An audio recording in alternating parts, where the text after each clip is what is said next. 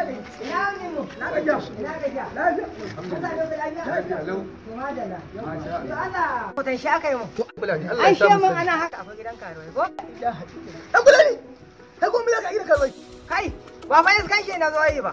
Man shani na zo sayarwa. Dan fulani duk mutanen garin nan ka rasa inda za ka kama shanu sai gidan karuwai. Shi ne dai magana. Akwai dalili. To dan bulani me dalilin ka? Yawwa. Ban Allah. Ka san su kudin banza suke samu ko ba haka ba? To in ne musu tsada siya za su ko ba gaskiya ba? A za mu siya. To dan fulani ga dai gidan karuwai amma ka sani fa ba sa nan sun yi tafiya sai mace ɗaya ce ta rage a wannan gida. Wala ita jallin. Yawa in ita za ka kai wa bismillah. To ai ita ma za ta siya. In ta siya sai ta ajiye sauran. Na gode, na gode. Yawa abu da lafiya dan fulani. Sai na fito. Abu da lafiya. Allah dai ka fito ba. Ai, tsofa da shi wannan.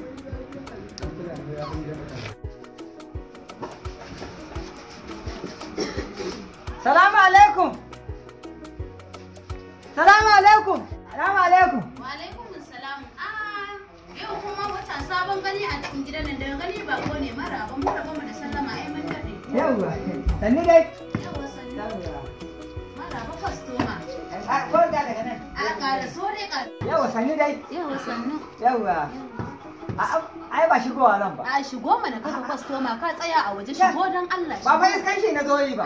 Me ka zo yi? Ai gidan nan ko ba da zumma iskanci ka zo ba tunda har gidan nan an riga an tambaya zurra shi gidan karuwai ne dole kun hakan ce ta kawo. Ban sha wani kamo ku sha ba. Shigo mana ciniki ai da kuɗaɗe a ciki shigo. Ka Shanu gani ne ko ba. a sasanta aka kai min ciko shigo.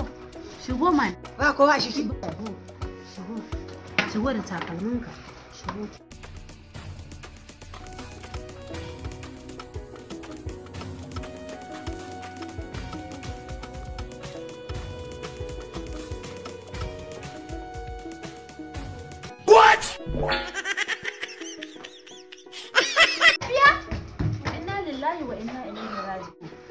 Da gani wannan ba waye bane ba in irin ƴaƴan zamani ne kawai ina shiga ma shikenan amma ba matsala customer yanzu. What? Dan fulani me ke faruwa? Lafiya dan fulani. Na fulani ya. Ka da ta. What?